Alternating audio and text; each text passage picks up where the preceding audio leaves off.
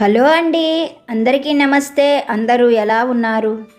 అందరూ ఆరోగ్యంగా, క్షేమంగా, సంతోషంగా బాగుండాలి అని మనస్ఫూర్తిగా మనందరి తరపున అమ్మవారిని వేడుకుంటున్నానండి. మీ అందరికీ ఒక చిన్న రిక్వెస్ట్, కొత్తగా మన ఛానల్ని చూస్తున్నట్లయితే ఛానల్ని సబ్స్క్రైబ్ చేసుకోండి. వీడియోని పూర్తిగా చూసి వినేందుకు ప్రయత్నం చేయండి. వీడియో నచ్చితే ఒక లైక్ చేసి సపోర్టు చేయండి. అలాగే నన్ను సపోర్టు చేస్తున్న ప్రతి ఒక్కళ్లకు పేరు పేరున నా హృదయపూర్వక ధన్యవాదాలు. అలాగే మన జీవితంలో మనకి ఏం కావాలో మనం బాబా గారిని అడుగుతూ ఉన్నాం. ఆ సాయి సమర్థుల సద్గురువు అనుగ్రహంతో మన జీవితంలో వచ్చే ప్రతి కష్టము తొలగిపోవాలి అని, బాబా గారి చల్లని దీవెనలు ఎల్లప్పుడూ మనపై ఉండాలని, ఆ సాయినాథుడు మనకు తోడై ఉండి మనల్ని చక్కగా నడిపించాలని మనస్ఫూర్తిగా మీ అందరి తరపున నేను కూడా బాబా గారి పాదాలనంటి వేడుకుంటున్నాను. ఈరోజు మనకి బాబాగారు ఒక మంచి సందేశాన్ని అనుగ్రహించారు. వీడియో చూసిన వాళ్ళు మర్చిపోకుండా లైక్ చేసి సపోర్టు చేయండి. మనకు ఈరోజు బాబాగారు అందించిన ఆ గొప్ప సందేశాన్ని భక్తితో వినండి. తల్లి, ఈరోజు నువ్వు సంతోషపడే మాటను చెప్పబోతున్నాను, శ్రద్ధగా విను. అందరూ కోరుకున్నట్లుగానే నువ్వు కూడా నన్ను అడుగుతున్నావు. అలాగే నీ కోరిక కూడా చాలా న్యాయమైనదే. తల్లి, జీవితకాలం నీ వారితో కలిసి ఆనందంగా ఉండాలని కోరుకుంటున్నావు. కానీ అడుగడుగునా నీకు అవమానాలే ఎదురవుతున్నాయి. అలాగే నిన్ను వాళ్ళు జీవితంలో నీతో కలిసి ఉండకూడదు అని, నిన్ను పంపించి వేయాలని కూడా వాళ్ళు అనుకుంటున్నారు. కానీ అది ఎప్పటికీ కూడా జరగదు. నీకు ధైర్యం కలిగించే ఒక మంచి మాటను చెబుతాను. నా పైన విశ్వాసంతో విను తల్లి. ప్రతి వారిలో కూడా ఏదో ఒక సందర్భంలో మార్పు అనేది తప్పకుండా వస్తుంది. అలాగే ఇప్పుడు నీ జీవితంలో కూడా నువ్వు కోరుకునే వారిలో ఈ మంచి మార్పు అనేది వచ్చి తీరుతుంది. అయితే ఈ మంచి ఫలితం నువ్వు పొందడానికి నీకు ఓర్పు చాలా అవసరం. ఏమాత్రము కూడా కోపం అనేది రాకుండా నీ మనస్సు ఎల్లప్పుడూ నీ అదుపులో ఉంచుకో. ముఖ్యమైన విషయాన్ని చెబుతున్నాను, గుర్తుపెట్టుకో. నీకు నా పైన ఎల్లప్పుడూ సంపూర్ణమైన నమ్మకంతో ఉండు. నా పైన నీకు ఉండేటువంటి నమ్మకం నీకు చాలా ధైర్యాన్ని ఇస్తుంది. ఎల్లప్పుడూ కూడా మనస్సులో నా నామాన్ని సదా జపిస్తూ ఉండు. నీకు నా నామస్మరణ సదా తోడుగా ఉంటుంది. అలాగే నిన్ను వెన్నంటి ఉండి కాపాడుతుంది. మళ్ళీ మళ్ళీ నీకు ఈ మాట చెబుతున్నానని విసుగు చెందకు. మంచి ఆశతో, సహనంతో ఉండు. త్వరలోనే అన్ని పరిస్థితులు చక్కబడతాయి. నీ జీవితం మళ్ళీ పూలబాటగా మారుతుంది. విసుగు చెందకుండా నమ్మకంతో, సహనంతో ప్రయత్నించు. నీ జీవితంలో మళ్ళీ మంచి రోజులు వస్తాయి. నీ జీవితాన్ని మార్చుకునే మంచి అవకాశాన్ని త్వరలోనే నేను నీకు ఇవ్వబోతున్నాను అని బాబాగారు ఒక మంచి సందేశాన్ని మనకి అనుగ్రహించారు. మన సాయి తండ్రి చెప్పినటువంటి మంచి మాటలు నిజంగా జీవితకాలము మనకి వెన్నంటి ఉండే జీవిత సత్యాలు. బాబాగారు చెప్పిన ఈ మాటలలోని పరమార్థాన్ని ఆ తండ్రి దయవలన ఒక చిన్న కథ రూపంలో తెలుసుకోవడానికి ప్రయత్నం చేద్దాము. ఎక్కడా వీడియోని స్కిప్ చేయకుండా చూడండి. లైక్ చేయడం మాత్రం మర్చిపోకండి. పూర్వం ఒకానొకప్పుడు ఒక గ్రామంలో ఒక సాధారణ రైతు కుటుంబం ఉండేది. ఆ రైతు కుటుంబం పొలం పనులు చేస్తూ, పశువుల్ని మేపుకుంటూ సాధారణ జీవితాన్ని గడుపుతూ ఉండేవారు. ఇలా ఉండగా వాళ్లకు ఒక్కగానొక్క కుమార్తె బంగారమ్మ. బంగారమ్మ అంటే ఆ తల్లిదండ్రులకు ఎంతో పంచ ప్రాణాలు. ఆ అమ్మాయిని ఎత్తుకు ఎత్తుగా తమ ప్రాణంతో సమానంగా పెంచుకున్నారు. అయితే బంగారమ్మకు తనకు ఊహ తెలిసిన దగ్గర నుండి కూడా బంగారం అంటే ఎంతో మోజు. ఆ బంగారం కొనుక్కోవాలి, తను కోరుకున్నట్లుగా ఒంటి నిండా నగలు చేయించుకోవాలి అని బంగారమ్మకు ఆశ. ఇలా ఉండగా కాలం జరుగుతూ ఉన్నది. బంగారమ్మకి పెళ్ళేడు వయస్సు వచ్చింది. తల్లిదండ్రులు ఒక్కగానొక్క కుమార్తె కావడం చేత బంగారమ్మకు కలిగినంతలో మంచి సంబంధం తేవాలి అని, ఎక్కడైనా మంచి సంబంధం ఏదైనా ఉంటే తమ స్థాయికి తగిన వాళ్ళైతే చూడమని చెప్పి బంధువులతోనూ, స్నేహితులతోనూ బంగారమ్మ తల్లిదండ్రులు చెప్పారు. అలాగే వాళ్ళు కూడా తమ శక్తి కొద్దీ తమ కుమార్తెకు తగినటువంటి వరుడు కోసం వెదకసాగారు. ఇలా ప్రయత్నిస్తున్న బంగారమ్మ తల్లిదండ్రుల ప్రయత్నం ఫలించింది. కొన్నాళ్లకు వాళ్ళ ఊరికి చాలా దూరంలో ఉన్నటువంటి జమీందారు గారి దివాణంలో పనిచేస్తున్న రమణయ్య అనే యువకుడితో బంగారమ్మకు వివాహం నిశ్చయమైంది. రమణయ్య జమీందారు గారి దివాణంలో గుమస్తాగా పనిచేస్తూ ఉన్నాడు. చాలా గొప్ప సంబంధం. తమ స్థాయికి మించిన సంబంధమైన కూతురు సుఖపడాలి అని ఆలోచించిన బంగారమ్మ తల్లిదండ్రులు తమకు ఉన్నటువంటి ఇల్లు, పొలము, పశువులు అన్నీ అమ్మి తమ స్థాయికి మించి కూడా బంగారమ్మకు చక్కగా వివాహం జరిపించారు. బంగారమ్మ కూడా రమణయ్యను ఎంతగానో ఇష్టపడింది. పట్నంలో కొలువు చేస్తున్నాడు. జమీందారు దగ్గర కొలువంటే జీతం చాలానే వస్తుంది. కనుక భర్తను మెల్లగా వశం చేసుకొని తనకు ఇష్టమైనటువంటి బంగారు నగలన్నీ చేయించుకోవచ్చు. అదీ కాకుండా పట్నంలో కాపురం ఉండడం అంటే ఎంతో గొప్ప విషయం. ఇలా కలలు కనేది బంగారమ్మ. వాళ్ళు అనుకున్నట్లుగానే కొన్నాళ్లకు బంగారమ్మ, రమణయ్య ఇరువురు కూడా పట్నంలో కాపురం పెట్టారు. అప్పుడప్పుడు బంగారమ్మ భర్త దగ్గరకు చేరుకొని భర్తతో, నాకు 2 పేట్ల గొలుసు చేయించండి, నాకు చంద్రహారం చేయించండి, మిరియం గాజులు ఈ చేతికి డజను, ఈ చేతికి డజను చేయించండి, బంగారు నగలతో మహాలక్ష్మీదేవిలాగా అలంకరించుకోవాలని నాకు చిన్నప్పటి నుండి ఆశ. మీరైనా నా ఆశ తీరుస్తారేమో అని మరీ అడుగుతున్నాను. నాకు ఈ నగలు చేయించండి అంటూ వీలు దొరికినప్పుడల్లా రమణయ్యకు చెప్పేది బంగారమ్మ. మొదట్లో రమణయ్య చిన్నగా నవ్వి ఊరుకునేవాడు.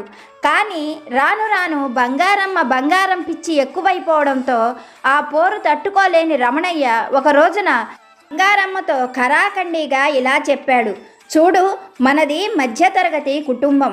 నీ బంగారం పిచ్చి తగ్గించుకుంటే మనిద్దరం మనశ్శాంతిగా ఆనందంగా బతకవచ్చు. నేను జమీందారు గారి దివాణంలో పనిచేస్తున్నాను, కానీ నేను జమీందారును కాదు. సాధారణ మధ్యతరగతి కుటుంబం. నాకు వచ్చేటువంటి జీతం రాళ్లతో మనం ఉన్నంతలో ఆనందంగా హాయిగా బ్రతకవచ్చు. నాకు డబ్బు దొరికినప్పుడు నీవు కోరినట్లుగానే చేయిస్తాను. అంతేకాని నువ్వు కోరుకున్న గొంతెమ్మ కోరికలు తీర్చేంత శక్తి నాకు లేదు. కనుక నీ బంగారం పిచ్చి మానుకో అంటూ రమణయ్య బంగారమ్మను హెచ్చరించాడు. భర్త మాటలు విన్న బంగారమ్మ హతాశురాలైంది. నిరాశతో, ఇంక నాకు ఈ జన్మకు బంగారు నగలు పెట్టుకునే యోగ్యత లేదు, ఇదంతా నా కర్మ, నాకే ప్రాప్తం లేదు అనుకుంటూ కాలం వెళ్ళబుచ్చసాగింది. కొన్నాళ్లకు రమణయ్య, బంగారమ్మ దంపతులకు ఒక మగపిల్లవాడు జన్మించాడు. పిల్లవాడికి కేశవుడు అని పేరు పెట్టి అల్లారుముద్దుగా పెంచుకోసాగారు. కేశవుడు చాలా తెలివైనవాడు. చదువు సంధ్యలలో ఎంతో తెలివితేటలతో పాటు చాలా చురుకుగా ఉండేవాడు. కేశవుడు కూడా పెరిగి పెద్దవాడవుతూ ఉండడంతో బంగారమ్మలోని బంగారం కోరిక కూడా కేశవుడితో పాటుగా పెద్దదవ్వసాగింది. బంగారమ్మ మనస్సులో ఎప్పుడూ ఒకటే ఆలోచన, కేశవుడు చూసేందుకు చాలా అందంగా ఉంటాడు, బాగా చదువుకున్నవాడు. అతనికి ఎవరైనా గొప్పింటి అమ్మాయినిచ్చి వివాహం చేస్తే ఆ అమ్మాయి ద్వారా వచ్చే కట్న కానుకలతో 7 వారాల నగలు కాకపోయినా కనీసం 1 వారంగానైనా బంగారు నగలు చేయించుకోవాలి, వాటితో తను అందంగా అలంకరించుకోవాలి అని బంగారమ్మకు తీవ్రంగా కోరిక కూడా కేశవుడితో పాటుగానే పెరగసాగింది. చూస్తూ ఉండగానే కాలం తిరిగిపోయింది. బంగారమ్మ కోరికలాగానే కేశవుడు కూడా చక్కటి రూపురేఖలతో, చదువు సంధ్యలతో పెరిగి పెద్దవాడయ్యాడు, పెళ్ళీడువాడు అయినాడు. ఇలా ఉండగా రమణయ్య వయస్సు మీద పడుతూ ఉండటంతో తను ఇంకా ఆ ఉద్యోగం అనేది చెయ్యలేకపోయాడు. కొడుకు చేతికి అంది రావడంతో రమణయ్య తన పలుకుబడి, తెలివితేటలు ఉపయోగించి కేశవుడికి తనకన్నా కూడా జమీందారు గారి దివాణంలోనే కోశాధికారి దగ్గర లెక్కలు చూసే గొప్ప ఉద్యోగాన్ని ఇప్పించాడు. అచిరకాలంలోనే కేశవుడు జమీందారు గారి దివాణంలో మంచి పేరు ప్రతిష్టలు తెచ్చుకున్నాడు. బంగారమ్మ ఆనందానికి అంతులేదు. తొందరలోనే కొడుక్కి పెళ్లి చెయ్యాలి, వచ్చే కట్న కానుకలతో బంగారం చేయించుకోవాలి అని ఆమె కూడా ఎంతో ఆశతో ఎదురు చూస్తూ ఉన్నది. ఇలా ఉండగా రమణయ్యకు అప్పుడప్పుడు విపరీతంగా సుస్థి చేయసాగింది. ఎన్ని మందులు వాడుతున్నా కానీ రమణయ్యకు ఆ అనారోగ్యం తగ్గడం లేదు. ఇలా ఉండగా పొరుగురికి ఒక గొప్ప సాధువు వచ్చాడని, అతను గొప్ప గొప్ప మందులు కూడా తెలిసినటువంటి వాడని, అతని దగ్గర ఒక్క మోతాదు మందు తీసుకుంటే ఎలాంటి మొండి రోగమైనా తగ్గిపోతుందని తెలిసిన వాళ్ళు, మందులు వాడిన వాళ్ళు చెప్పటంతో రమణయ్య ఆ సాధువు దగ్గర మందు తెచ్చుకోవాలన్న ఉద్దేశంతో పొరుగురు వెళ్ళాడు. రమణయ్య అలా వెళ్ళిన తరువాత బంగారమ్మ దగ్గరకు వచ్చిన కేశవుడు తన స్నేహితుడికి పొరుగురులో వివాహం జరుగుతుందని, ఆ వివాహం చూసి రావడానికి తను కూడా పొరుగురు వెళుతున్నాను అని తల్లితో చెప్పి కేశవుడు కూడా పొరుగురు వెళ్ళాడు. ఆ స్నేహితుని పెళ్లికి పొరుగురు వెళ్ళిన కేశవుడు ఆ మర్నాడు ఒక చక్కటి అమ్మాయిని వివాహం చేసుకొని పెళ్లి బట్టలతో తల్లి ముందుకు వచ్చాడు. అలా కొడుకు కోడలు పెళ్లి బట్టలతో రావడంతో బంగారమ్మ హతాశురాలయ్యింది. క్షణకాలం పాటు ఏం జరుగుతుందో, ఎందుకు జరిగిందో కూడా ఆమె గ్రహించుకోలేకపోయింది. చేరుకుంటున్న బంగారమ్మ దగ్గరకు పెళ్లి బృందంలో నుండి ఒక నడివయసు వ్యక్తి వచ్చి, క్షమించండి అక్కయ్య గారు, ఇంకా మీకు చెప్పే సమయం లేకపోయింది. మరో 3 నెలల వరకు ముహూర్తాలు లేవు. మా అమ్మాయిని చూడగానే మీ అబ్బాయి ఎంతగానో ఇష్టపడ్డాడు. కానీ కట్నం కూడా ఇచ్చుకోలేము అని చెప్పినా కానీ తను ఎంతో పెద్ద మనసు చేసుకొని మా అమ్మాయిని వివాహం చేసుకున్నాడు. మీరు కూడా అబ్బాయిలాగానే పెద్ద మనసు చేసుకొని మా అమ్మాయిని కన్నకూతురులా చూసుకోండి. మీకు అన్ని విధాలా మా అమ్మాయి సహకరిస్తుంది.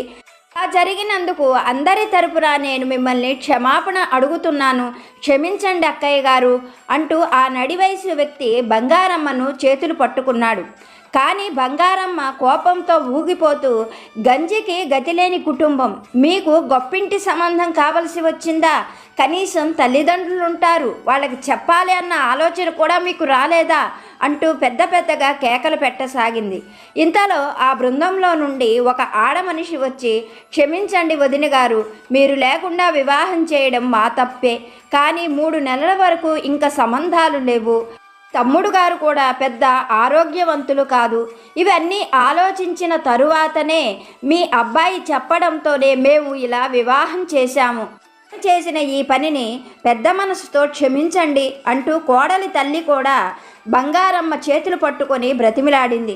ఒక్క విసురుగా బంగారమ్మ కోడలి తల్లి చేతుల్ని విదిలించుకొని వెనక్కి తిరిగి చూడకుండా వచ్చిన దారినే వెళ్ళిపోండి. ఇంత దరిద్రపు గొట్టు సంబంధం నా జీవితంలో చూస్తానని నేను ఎప్పుడూ అనుకోలేదు అంటూ వారందరి మీద కేకలు వేయసాగింది. ఇంతలో కేశవుడు తన భార్యతో సహా తల్లి కాళ్లకు నమస్కరించబోయాడు. కొడుకు కోడలు అలా కాళ్ళ మీద పడగానే గోవిందమ్మ వెనక్కి జరుగుతూ, ఈ అమ్మాయి నీకు భార్య అవుతుంది కానీ నాకు ఎప్పటికీ కోడలు కాలేదు అని ఆ పెళ్లి బృందం వారి వైపు తిరిగి, లేనిపోని వరసలు కలపకండి, ఇలా వరసలు పెట్టి పిలిచేవాళ్ళంటే నాకు చాలా అసహ్యంగా ఉంది. మీ అమ్మాయిని ఇక్కడ విడిచిపెట్టి వెనక్కి తిరిగి చూడకుండా ఈ ఊరు దాటి వెళ్ళిపోండి. ఇంకెప్పుడూ కూడా ఈ ఇంటి ఛాయల్లో కనిపించకండి అంటూ బంగారమ్మ కేకలు వేయడంతో పెళ్లి కూతురి తల్లి తండ్రి ఇద్దరూ కూడా ఆ అమ్మాయిని ఎంతో జాలిగా చూశారు. కన్నీరు తుడుచుకుంటూ వాళ్ళు వచ్చిన వాళ్లతో, చుట్టాలతో, అందరితో పాటు అప్పుడే అక్కడ నుండి తిరిగి వెళ్ళిపోయారు. ఇలా ఇంట్లో ఇంత పెద్ద గొడవ జరుగుతున్న సమయంలో ఇంటి యజమానైన రమణయ్య ఇంట్లో లేడు. తను ఔషధం తెచ్చుకోవడానికి పొరుగురు వెళ్ళాడు. ఆ మర్నాటికి రమణయ్య ఇంటికి చేరుకునేసరికే బంగారమ్మ కోపంతో ఊగిపోతుంది. రమణయ్యను ఇంట్లోకి పిలిచిన తరువాత బంగారమ్మ జరిగిన విషయమంతా కూడా చెప్పి రమణయ్య ముందు బోరున విలపించింది. భార్య బాధను చూసిన రమణయ్య బంగారమ్మను ఓదార్చి కొడుకు కేశవుడి దగ్గరకు వచ్చి కేశవుడితో, నువ్వు ఇలా చేయవలసి ఉండవలసింది కాదు. ఎందుకంటే మీ అమ్మ నీ వివాహం గురించి ఎన్నో ఆశలు పెట్టుకుంది. నిన్ను గొప్పింటి వారికిచ్చి చేయాలని దాని ఆలోచన. కానీ చేయగలిగిందేముంది? జరగవలసిందేదో జరిగిపోయింది. నీ భార్యని జాగ్రత్తగా చూసుకో అని కొడుక్కి సలహా చెప్పాడు రమణయ్య. కొన్ని రోజులు గడిచిపోయాయి. బంగారమ్మ కోడలిపైన విపరీతమైన కోపంతో ఉంది. ఎలాగైనా సరే కోడల్ని ఇంటి నుంచి గెంటివేసి తన కొడుక్కి మరొక వివాహం చెయ్యాలి అని బంగారమ్మ కడుపులో గట్టిగా నిర్ణయించుకుంది. ఇంట్లో ఉన్న పని మనిషిని మాన్పించింది. బంగారమ్మ కోడలిపై కక్ష సాధించడం మొదలుపెట్టింది. ఇంటికి ఇంటెడి చాకిరీ కోడలి చేత చేయించేది. ఆ అమ్మాయికి సరిగ్గా అన్నం కూడా పెట్టేది కాదు. కానీ కోడలు పల్లెత్తు మాట మాట్లాడేది కాదు. జరిగిన విషయాలు ఏవీ కూడా భర్తతో చెప్పేది కాదు. ఇలా 10 రోజులు కూడా గడిచాయో లేదో ఒక రోజున బంగారమ్మ కోడలు సీతామహాలక్ష్మి దగ్గరకు వచ్చి, కానీ కట్నం లేకుండా గొప్పింటి వాణ్ణి చేసుకొని మహారాణిలాగా సంతోషంగా కులకాలి అని నా ఇంటికి వచ్చావు. నా ఆస్తి మీద కన్నేశావు. నా కొడుకుకి మాయమాటలు చెప్పి వల్లో వేసుకున్నావు. నిన్ను ప్రశాంతంగా నేను ఎలా ఉండనిస్తానని అనుకుంటున్నావు? ఈ రోజు నుండి నీకు ఒక్క పూట మాత్రమే భోజనం పెడతాను. అది కూడా రాత్రివేళ నీ భర్తతోనే నువ్వు భోజనం చేయాల్సి ఉంటుంది. కాదు కూడదు అని జరిగిన విషయాలు నీ భర్తతో చెప్పావు అంటే నీ పైన దొంగతనం నేరం అంటగట్టి నిన్ను పుట్టింటికి పంపించి వేస్తాను అంటూ బంగారమ్మ కోడల్ని హెచ్చరించింది. చెయ్యగలిగింది ఏమీ లేక సీతామహాలక్ష్మి అత్త చెప్పినట్లుగానే చేసింది. ఇంటికి ఇంటెడి చాకిరీ చేయటం, ఒక్క పూట భోజనం చేయడంతో చాలా తొందరలోనే సీతామహాలక్ష్మి సన్నగా అయిపోయింది. జరుగుతూ ఉండగా ఒకరోజు రాత్రి వేళ కేశవుడు భార్య సీతామహాలక్ష్మిని గమనించి, ఎందుకని ఈ మధ్య నువ్వు చాలా సన్నగా అయిపోయావు, బాగా నీరసంగా ఉన్నావు అంటూ సీతామహాలక్ష్మిని ప్రశ్నించాడు. ఇంతలో అక్కడికి వచ్చిన బంగారమ్మ కొడుకుతో, కొత్తగా పెళ్ళైన అమ్మాయి తల్లిదండ్రుల మీద దిగులు పెట్టుకుందేమో, వెళ్ళి వాళ్ళ పుట్టింట్లో దిగవిడిచిరా, ఒక 10 రోజులు ఉండి వస్తుందిలే అంటూ కొడుక్కి సర్ది చెప్పింది. ఆ మాట కేశవుడికి కూడా సబబుగానే అనిపించింది. కానీ సీతామహాలక్ష్మి మాత్రం ఒక్క మాట కూడా మాట్లాడలేదు. ఆ మర్నాడు తనను తీసుకొని వెళ్ళి పుట్టింట్లో దిగవిడిచిన తర్వాత తన అత్త భర్తకి ఏం చెబుతుందో, మళ్ళీ తన భర్త తనను తిరిగి తీసుకొని వస్తాడో లేదో అన్న దిగులుతో సీతామహాలక్ష్మికి నిద్ర పట్టలేదు. నిద్రపట్టని సీతామహాలక్ష్మి పెరటి దొడ్లో ఉన్న మామిడి చెట్టు దగ్గర కూర్చొని తన కష్టాల్ని తలుచుకుంటూ పదే పదే కుమిలి కుమిలి ఏడవసాగింది. ఇంతలో ఆ మామిడి చెట్టు పైనుండి ఎవరో దిగుతున్నట్లుగా అనిపించింది సీతామహాలక్ష్మికి. కానీ ఏమాత్రం భయపడకుండా అలాగే చూస్తూ ఉన్నది. క్షణాలకు ఆ ఆకారం సీతామహాలక్ష్మి ముందుకి వచ్చింది. ఆ ఆకారాన్ని చూస్తూనే సీతామహాలక్ష్మి, ఎవరు నువ్వు, ఈ అర్ధరాత్రి వేళ చెట్టు మీద ఎందుకున్నావు అంటూ అమాయకంగా ప్రశ్నించింది. ఆ మాటలకు ఆ ఆకారం సన్నగా నవ్వుతూ, నా సంగతి ఏముందిలే కానీ నువ్వెందుకు ఇక్కడున్నావు అంటూ తిరిగి ప్రశ్నించింది. అప్పుడు సీతామహాలక్ష్మి తనకు అత్తగారికి మధ్య జరుగుతున్న సంభాషణ అంతా చెప్పింది. తన కష్టాలన్నీ చెప్పుకొని ఎందుకు తను భయపడుతున్నదో ఆ ఆకారంతో చెప్పింది. అప్పుడు ఆ ఆకారం ఒకసారి నిట్టూరుస్తూ, నేను కూడా గతంలో ఇలాగే నా కోడల్ని హింసించాను, అందుకనే పిశాచంగా మారి ఈ చెట్టు మీద బ్రతుకుతున్నాను. కనుక కోడలిలా ఉన్న నీకు నేను సహాయం చేస్తే నా రూపం పూర్తిగా మారిపోయి నాకు జన్మ విముక్తి దొరుకుతుందేమో అని ప్రయత్నిస్తున్నాను. నేను నీకు తప్పకుండా సహాయం చేస్తాను. నేను చెప్పినట్లుగా చెయ్యి. మీ అత్త ఇంకా నిన్ను ఇబ్బంది పెట్టదు, నీకు కడుపు నిండా తిండి కూడా పెడుతుంది. కనుక రేపటి నుండి నువ్వు తినే 1000 మెతుకుల అన్నంలో ఒక మెతుకు బంగారు మెతుకుగా మారుతుంది. ఈ క్షణం నుండే నా మంత్ర ప్రభావం నీ పైన పనిచేస్తుంది అంటూ పిశాచం నవ్వుకుంటూ చెట్టుపైకి వెళ్ళిపోయింది. పిశాచం చెప్పినట్లుగానే మరనాడు కోడలు సీతామహాలక్ష్మి జరిగిన విషయమంతా తన అత్త బంగారమ్మకు చెప్పింది. తనను తన పుట్టింటి ఇలవేల్పు అనుగ్రహించిందని, ఈ రోజు నుండి తను తిన్న ఆహారం తర్వాత తన కంచంలో బంగారు మెతుకులు వస్తాయి అని మొత్తం విషయం కూడా బంగారమ్మతో చెప్పగానే బంగారమ్మ ఒక విధంగా నవ్వుతూ, ఇప్పటి వరకు నీ ఇలవేల్పుకి నీ కష్టాలు తెలియలేదా? సరే, ఈరోజు నువ్వు ఇంట్లోనే ఉండు. ఒకవేళ నువ్వు చెప్పినట్లు గనక జరగకపోతే శాశ్వతంగా నిన్ను ఇంటి నుంచి పంపించేస్తాను అంటూ గట్టిగా హెచ్చరించింది. అన్నట్లుగానే ఆ రోజు బంగారమ్మ కోడలకి మరింత అన్నం పెట్టింది. కడుపు నిండా అన్నం తిన్న తరువాత రాత్రివేళ కోడలి కంచం తీయగానే ఆ కంచంలో బంగారు మెతుకులు కనిపించాయి బంగారమ్మకు. అవి చూడగానే బంగారమ్మ ఆనందం తట్టుకోలేకపోయింది. మరుసటి రోజు నుంచి కోడలికి కొసరి వడ్డించి తినిపించసాగింది. 3 పూట్ల సీతామహాలక్ష్మికి కడుపు నిండా అన్నం పెట్టేది. బంగారం కోసం బంగారమ్మ ఎన్నో ప్రయత్నాలు చేయసాగింది. అప్పుడప్పుడు తల్లి తీరును గమనిస్తున్న కేశవుడు తన భార్యను తల్లి ఎంతో బాగా చూసుకోవడంతో ఆనందపడ్డాడు. అయితే సీతామహాలక్ష్మికి ఈ ఆనందం ఎక్కువ రోజులు నిలబడలేదు. వారం రోజులు తిరగకుండానే సీతామహాలక్ష్మికి విపరీతమైన కడుపు నొప్పి వచ్చింది. అత్త తన బంగారం కోసం తను వద్దు అన్నా, కడుపు నిండింది అన్నా వినిపించుకోకుండా అన్నం మరీ తినిపించడంతో సీతామహాలక్ష్మికి అజీర్తి రోగం పట్టుకుంది. ఒకరోజు రాత్రి వేళ సీతామహాలక్ష్మి ఆ అజీర్తి రోగంతో కడుపులో నొప్పితో విపరీతంగా బాధపడుతూ మళ్ళీ అర్ధరాత్రి వేళకు ఆ మామిడి చెట్టు కిందకు చేరింది. కొద్దిసేపటికి సీతామహాలక్ష్మి బాధపడుతూ ఉండడం గమనించిన ఆ పిశాచం మళ్ళీ సీతామహాలక్ష్మి ముందుకు వచ్చి ఏం జరిగింది అంటూ ప్రశ్నించింది. జరిగిన విషయమంతా కూడా చెప్పింది సీతామహాలక్ష్మి. మీ అత్తకు బంగారం పిచ్చి బాగా ఉంది, అందుకనే నిన్ను ఇలా పీడిస్తుంది. సరే, దీనికి విరుగుడు నేను చెబుతాను. రేపటి నుండి నువ్వు తిన్న అన్నం మామూలుగానే ఉంటుంది. ఇంకా నీ అన్నం బంగారు మెతుకులుగా మారదు. కానీ మీ అత్త ఒక పూట ఉపవాసం ఉన్నది అంటే రాత్రి వేళకు ఆమె కంచం కింద ఒక బంగారు గురివింద దొరుకుతుంది. ఈ మాట మీ అత్తకి చెప్పు అంటూ ఆ పిశాచం అక్కడ నుండి వెళ్ళిపోయింది. పిశాచి చెప్పినట్లుగానే మరునాడు సీతామహాలక్ష్మి బంగారమ్మకు జరిగిన విషయమంతా చెప్పింది. ఆ మాటలు వింటున్న బంగారమ్మ కోడల్ని చూస్తూ, అలా అయితే ఇంకా నువ్వు ఇక్కడెందుకు? నీకు తిండి దండగా. ఈరోజు మధ్యాహ్నమే నిన్ను బండి కట్టించి పుట్టింటికి పంపించి వేస్తాను.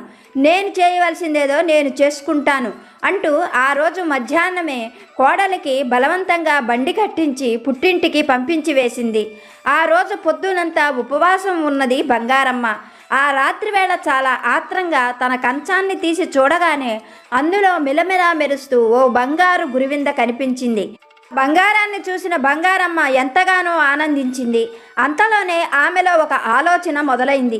రేపటి రోజున 2 పూట్ల భోజనం మానేసి చూడాలి అనుకున్నది.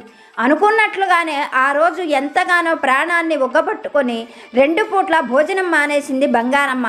రాత్రి వేళకు బంగారమ్మ కంచంలో 2 బంగారు గురివిందలు కనిపించాయి. బంగారమ్మ ఎంతగానో సంతోషించి ఒక ఆలోచన చేసింది. ఎప్పటి నుండో తింటున్న అన్నమే కదా, ఒక్క 10 రోజులు అన్నం మానేస్తే ఒక 20 బంగారు గురివిందలు తయారవుతాయి. అలాగే ఒక్క 2 నెలల పాటు కష్టపడి చేసినట్లయితే ఒక 40 కాసుల వరకు బంగారం తయారవుతుంది.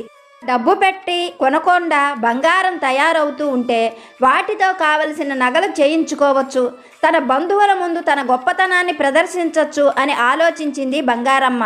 అనుకున్నట్లుగానే మరునాడు అన్నం తినడం మానేసింది. అలా 1 రోజు 2 రోజులు కాదు, 3 రోజులు అయ్యేసరికే బంగారమ్మకు తన కంచంలో తయారైన గురివిందల్ని చూసుకునే శక్తి కూడా లేదు. పడుకున్న మనిషి పడుకున్నట్లుగానే ఉన్నది. ఆ రోజు మధ్యాహ్నం వేళ కొడుకు భోజనానికి ఇంటికి రావడంతో చిన్నగా కొడుకును పిలిచింది బంగారమ్మ. దగ్గరకు వచ్చిన కొడుకుతో, నాయనా, నువ్వు మన పక్క వీధిలో ఉన్న ఆచారి గారి దగ్గరకు వెళ్ళి రాగి జావ, సగ్గు జావ, గంజి వంటివి తీసుకుంటే అన్నంతో సమానం అవుతాయో కాదో వెళ్ళి తొందరగా కనుక్కొని రాపో అని చెప్పింది. తల్లి మాటలకు కేశవుడికి ఏం చేయాలో అర్థం కాలేదు. తల్లి పరిస్థితి బాగా నీరసంగా ఉండడంతో గబగబా కేశవుడు పక్క వీధిలోని ఆచారి గారి దగ్గరకు వెళ్ళి తల్లి అడగమన్నట్లే అడిగాడు. ఆయన చిన్నగా నవ్వుతూ, మంచినీళ్లు తప్ప మరి ఏం తీసుకున్నా ఆహారం తీసుకున్నట్లే అవుతుంది అని సమాధానం చెప్పాడు. వెంటనే కేశవుడు ఇంటికి వచ్చి తల్లిని చూడగానే అప్పటికే తల్లి అపస్మారక స్థితిలో ఉంది. కేశవుడికి దుఃఖం ఆగలేదు. గబగబా తండ్రిని పిలిచి తల్లిని జాగ్రత్తగా చూసుకోమని చెప్పి పక్కనున్నటువంటి తన స్నేహితులకు పక్క వీధిలో ఉన్న ఆచారి గారిని పిలుచుకురమ్మని చెప్పి తను అప్పటికప్పుడు రాను పోను బాడుగకు గుర్రబండి మాట్లాడుకొని అత్తగారింటికి వెళ్ళి అక్కడ ఉన్నటువంటి సీతామహాలక్ష్మిని వెంట పెట్టుకొని రాత్రి వేళకు ఇంటికి చేరుకున్నాడు కేశవుడు. సీతామహాలక్ష్మి ఇంటికి చేరుకునేసరికే అత్తగారు బంగారమ్మ అచేతనంగా పడి ఉంది. ఆమెను అలా చూడగానే సీతామహాలక్ష్మికి ఎంతగానో దుఃఖం పొంగుకు వచ్చింది. అప్పటికప్పుడు సీతామహాలక్ష్మి ఆమెకు రాగి జావను కాచి ఇచ్చింది. ఆ రాత్రంతా నిద్రపోకుండా ఆమెకు సపర్యలు చేస్తూనే ఉన్నది. తెల్లవారిన తరువాత కోడలి సపర్యలతో నిద్రలేచిన బంగారమ్మ కోడల్ని దగ్గరకు పిలిచింది. వచ్చిన సీతామహాలక్ష్మి ఏం జరిగింది అత్తయ్య అంటూ బంగారమ్మను ప్రశ్నించింది. జరిగిన విషయమంతా చెప్పిన బంగారమ్మ, ఓ అమ్మాయి, నేను చిన్నప్పటి నుండి బంగారం పిచ్చితో పెరిగాను. పెద్దయ్యి వివాహం అయ్యాక మీ మామగారిని బంగారం కోసం బాధ పెట్టాను. తరువాత గొప్పింటి కోడలు వస్తే ఆ డబ్బుతో బంగారు నగలు చేయించుకోవాలని ఆశపడ్డాను. నా వెర్రి కానీ ఈ వయసులో బంగారు నగలు అలంకరించుకొని నేను చేసేది ఏముంది? కూర్చుంటే లేవలేను, లేస్తే కూర్చోలేను. అయినా ఎదురుగా ఉన్న బంగారం లాంటి కోడల్ని నిన్ను విడిచిపెట్టి ప్రాణం మీదకి తెచ్చే ఈ బంగారం కోసం వెంపర్లాడాను. అదిగో నేను పోగు చేసిన ఆ బంగారం ఏదో అక్కడే ఉంది. వాటితో నువ్వు నగలు చేయించుకో, నువ్వు అలంకరించుకుంటే చూసి మురిసిపోతాను అని చెబుతున్న బంగారమ్మను చూసి సీతామహాలక్ష్మి ఎంతగానో సంతోషించింది. అత్తగారిని కౌగిలించుకునేసరికే అప్పటి వరకు కూతుళ్ళు లేని బంగారమ్మకు మొదటిసారిగా కూతురు ప్రేమ ఏమిటో అర్థమైంది. ఆనాటి నుండి ఆ ఇంట్లో అత్తా కోడళ్ళుగా కాకుండా తల్లి కూతుళ్ళుగా మెసలసాగారు ఆ అత్తా కోడళ్ళు. మనకు సాయినాథుడిచ్చే గొప్ప సందేశం ఇదే. బిడ్డ, నీ మంచి ప్రవర్తన, నీ ఓర్పు, నీ సహనం నీ కుటుంబంలో వారిలో కూడా మంచి మార్పును తెస్తుంది. త్వరలోనే నీ జీవితం బంగారుమయమవుతుంది అని బాబాగారు మంచి సందేశాన్ని అనుగ్రహించారు. ఓకే ఫ్రెండ్స్, ఇప్పటి వరకు వీడియో చూసిన మీకు పేరు పేరున నా ధన్యవాదాలు. మరొక మంచి వీడియోతో బాబాగారి సందేశంతో మళ్ళీ కలుసుకుందాం. సర్వేజన సుఖినో భవంతు.